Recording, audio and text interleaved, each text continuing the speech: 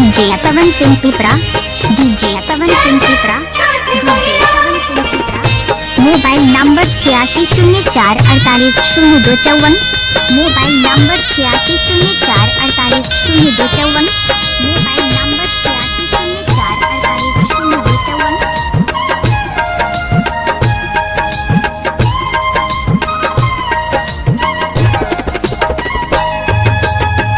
केरवा के पतावा पे न्योता पे ठवानी, न्योता करीना स्वीकार जी। हाँ लिहिनाया रख मोर आदित्य गोसाइया, परती के सुन ली पुकार जी।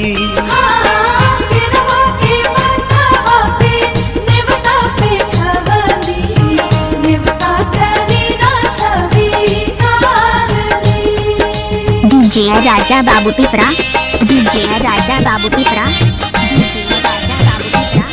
Mobile number 7305787701, mobile number 7305787701, mobile number 7305787701।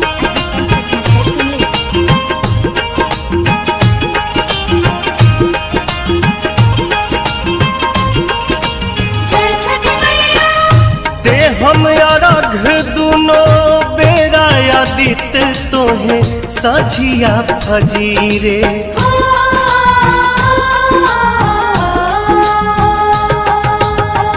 दूसरा अरघ देके मानव आशीष आके गंगा के तीरे।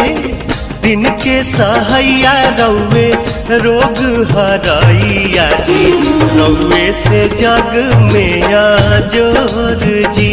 हाँ केरवा के पतावा पे न्योता पे ठवानी, न्योता करीना स्वीकार जी।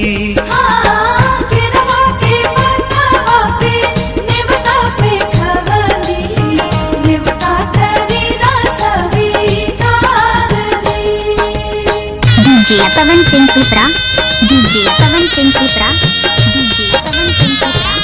Mobile number 8604480254, mobile number 8604480254, mobile number 8604480254। नजरी के कोर से करिले अजोर, जग रौवे से जागेला।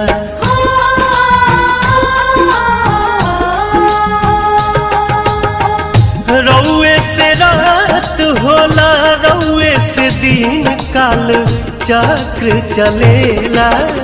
हर साल करब बरत आई छठी घटिया, हमनी पकड़ब उपकार जी। हाँ लिहिनाया रघ मोर आदित्य गोसाइया, परती के सुन ली पुकार जी।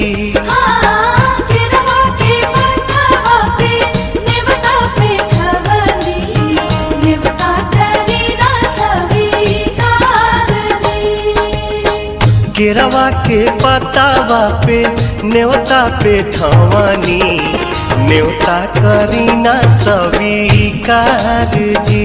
हाँ लिहिनाया रघ मोर आदित्य गोसाइया, परती के सुन ली पुकार जी।